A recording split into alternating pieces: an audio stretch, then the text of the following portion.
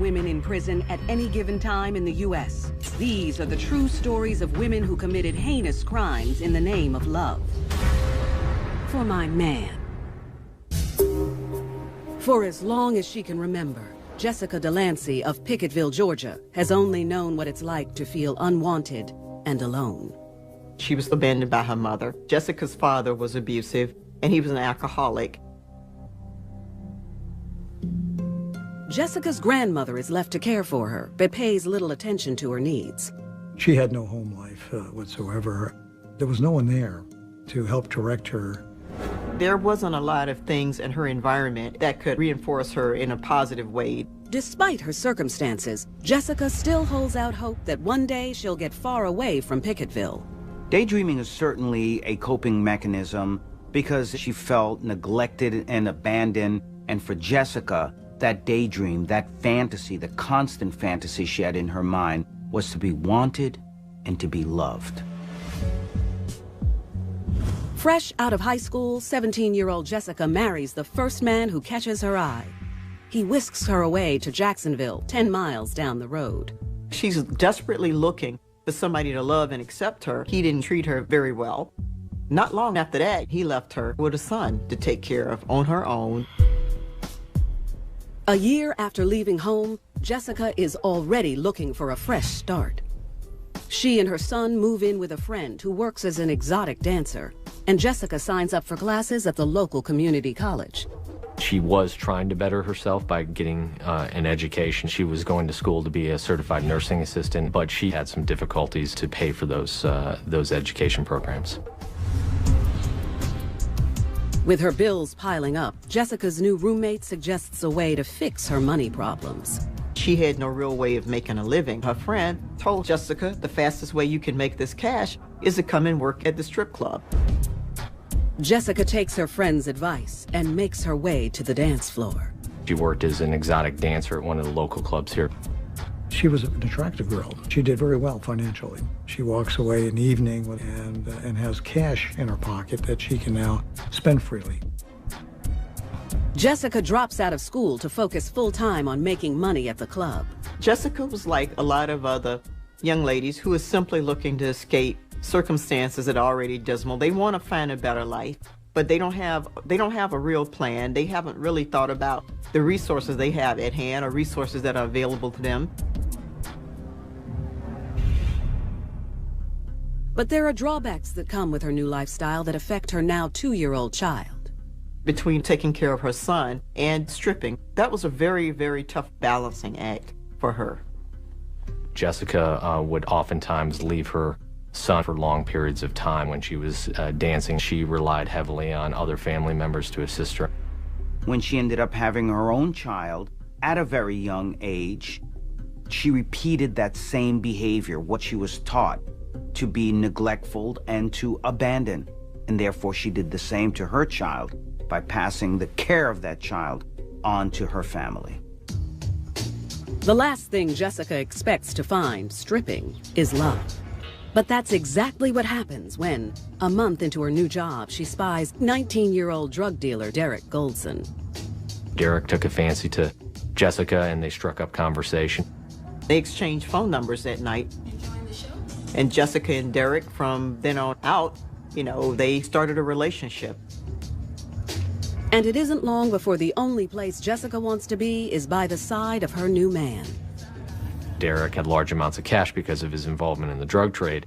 The combination of being a decent-looking guy and having substantially more money than she was ever earning as an exotic dancer, it was almost too much to resist. Jessica doesn't care where the money comes from, as long as Derek is spending it on her. He slipped a wad of cash in her G-string, and he made her feel good about herself. It's really not surprising that she would date someone who had a very severe criminal occupation, a drug dealer, and he took care of her financially. This fed into that fantasy she always had of being taken care of in every way possible. So his lifestyle, for her, didn't even matter. Just 5 days after meeting Derek, Jessica packs up her 4-year-old son and moves in with him. But she quickly learns that her new relationship comes at a price. Not long after Jessica realized that he was a very controlling person, he told her that she had to stop working at the strip club. She's his woman. He doesn't want other men looking at her. Derek promised to support her and her son, so she quit her job as a dancer. Like I said, I'm taking care of you. I'm your daddy now. Does your father don't care? By Derek offering to take care of Jessica, this was the beginning of a grooming that we see quite often happens. In many ways, this is what she wanted. The fantasy come true. The knight in shining armor riding in and taking care of her. But this was really a pure manipulation, a grooming by Derek.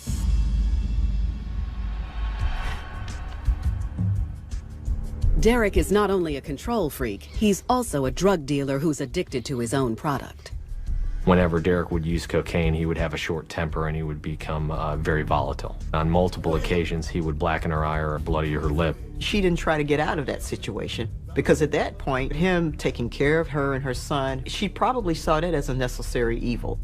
By Jessica growing up in a home where her father was missing, the affection of a father, the role modeling of a father as to what a relationship should be, in this case between a man and a woman, Jessica didn't know what a healthy relationship was. Despite Derek's abusive behavior, Jessica stays in the relationship, and within a few months, she finds herself in a new line of work. Derek had Jessica working for him. She would frequently drive him to places to pick up drugs and to drop off drugs. The main person that Jessica and Derek dealt with was a guy by the name of Reggie. Reggie acts as Derek's main supplier, and their business relationship seems to run smoothly, until the night that Reggie sells Derek a batch of bad crack cocaine. Derek was cooking up the substance on the stove, and the product turned into mush. So he says, well, I can't go out and sell this. This turned into a $1,000 loss. This is money out of our pocket. He became very irate. He was saying that he was going to go over and force Reggie to make this thing right. I'm gonna get his ass. We're gonna get his ass. As a drug dealer, your reputation is on the line. You have to do something extreme to make the person pay for it. Derek will not rest until he can recoup his cash. He comes up with a plan to steal his money back from Reggie, and Jessica is eager to help him. Jessica's looking at this as, we're going to do anything we need to do to get this money. You with it? Yeah, come on, of course. Let's do it. Let's go. She's saying, this is my man, and I'm going to do what I need to do to keep it all good with him.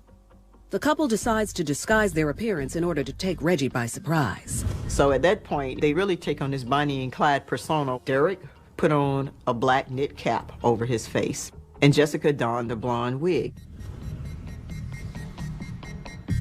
Then they drive to Reggie's house, and while they wait outside for him to show up, Derek works out one last detail with Jessica. Derek had a AK-47. He provided Jessica with a .45 caliber handgun. This is a guy she's known for 4 months. He's now asking her to commit a crime. She could have withdrawn it at that point. She could have said, no, don't give me that gun. I don't want to do this. Derek says, Jessica, this gun is for your protection. That's when it really becomes all real to Jessica. She takes the gun. It's quite obvious that Jessica has the same mind frame at this point as Derek. She was willing to commit murder in order to please him, but to also let him know that she was an equal partner in their crime. And when Reggie shows, Jessica continues to follow Derek's lead.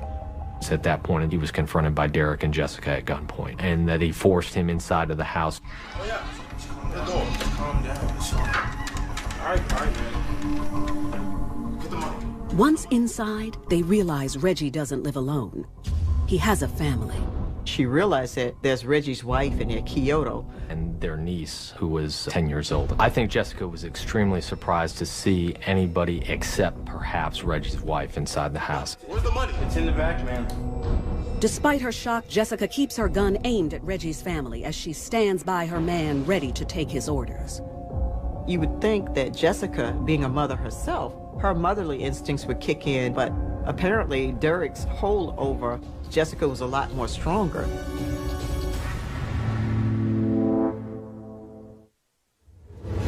After knowing 19-year-old Derek Goldson for just 4 months in Jacksonville, Florida, 21-year-old Jessica Delancy is ready to prove her love to him. After Derek's supplier, Reggie, sells him a bad batch of cocaine, Jessica joins Derek on a mission to steal back his money. Let's go, babe. Derek and Jessica force Reggie into the home. She just instinctively followed Derek's lead. Reggie's wife, Kyoto, and his 10-year-old niece are in the living room. Despite the presence of a child, Jessica and Derek demand that Reggie give them their money. We just want the money. That's all we want. Reggie indicated that the money was in the bedroom, in a closet. Jessica went to look for it while Derek kept Reggie and Kyoto in the living room. While Jessica is searching for the drugs and money, she hears Derek cry out to her.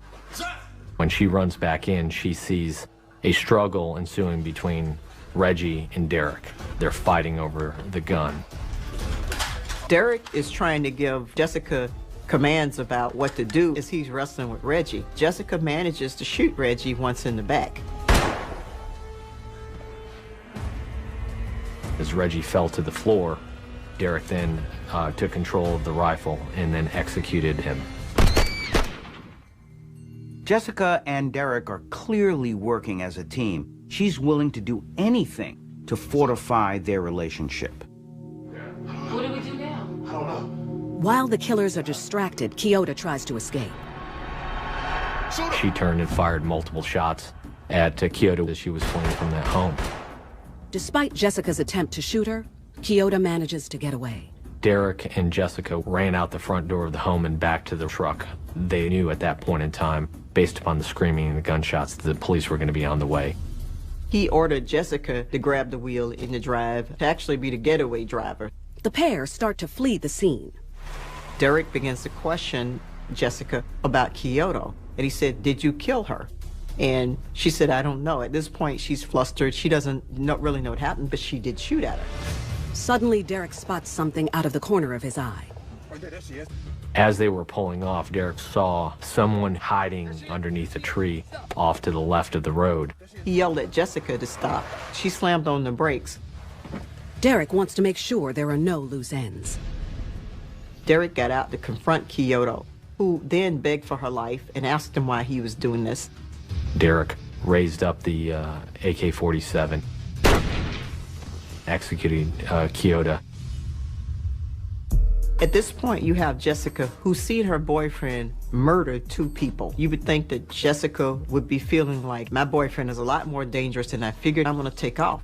But she didn't do that. Come on, get in the car! After she had witnessed Derek killing 2 people, there are a lot of things going on in her mind, but leaving him was not one of them. Now partners in 2 cold-blooded murders, Jessica and Derek flee the scene. The money they came to get, forgotten. The result of this entire affair is that it was all for naught. They took nothing except 2 lives, and that's a tragedy. She could have opted to stop participating. For her, there was just no turning back. For the next 3 weeks, Derek and Jessica hole up in their apartment, hoping everything will blow over. Derek continued to tell her, well, you can't tell anybody about this. Derek and Jessica believed that the only witnesses that could identify them were the 2 individuals that were killed. Jessica and Derek thought they got away with murder.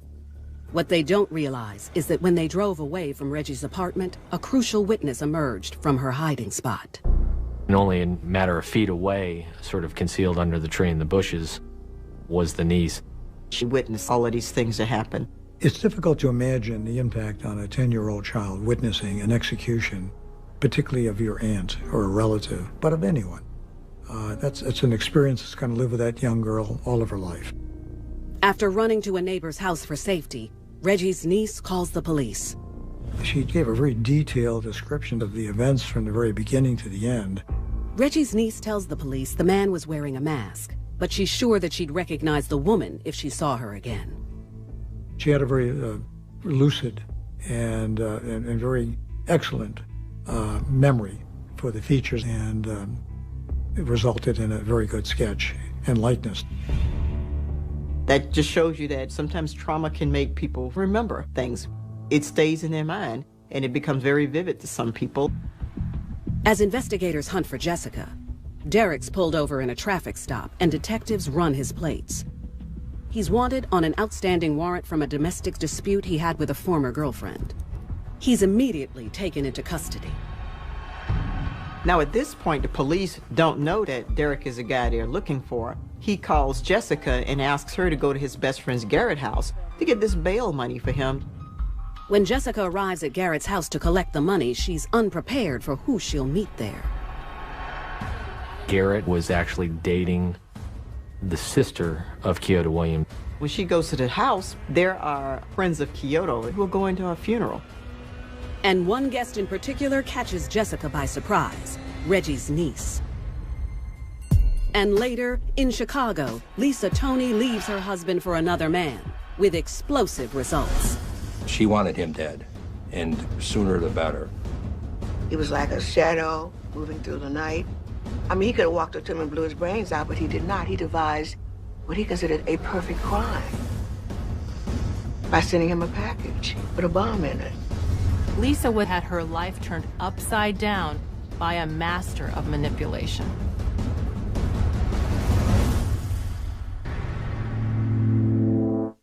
To prove her love to Derek, Jessica got a tattoo of him on her neck. Derek got a tattoo of Jessica on him as well, a binding kind of connection to each other, that they were going to be together forever.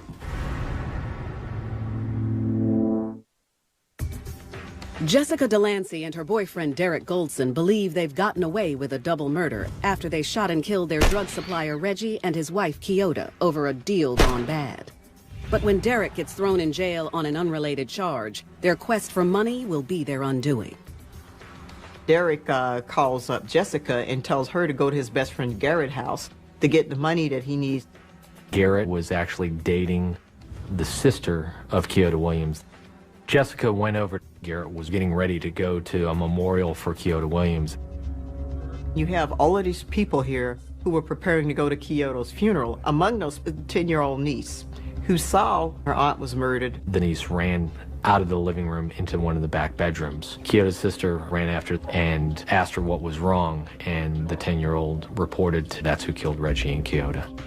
Jessica and Derek thought they had gotten away with murder. They were riding high. They thought they were invincible until that moment that they locked eyes with the child of the parents who were murdered and knew that that child could identify them. Jessica immediately leaves the house without Derek's bail money. Reggie's niece is taken to the police, who learn about Jessica and the person who connects her to both Garrett and Kyoto. The police then reviewed Derek Golson's jail phone calls and realized that Derek Golson had had a conversation with Jessica Delancy about this encounter with the 10-year-old niece. Based upon their investigation and hearing these phone calls that were made between Derek and Jessica, a warrant for her arrest was obtained from a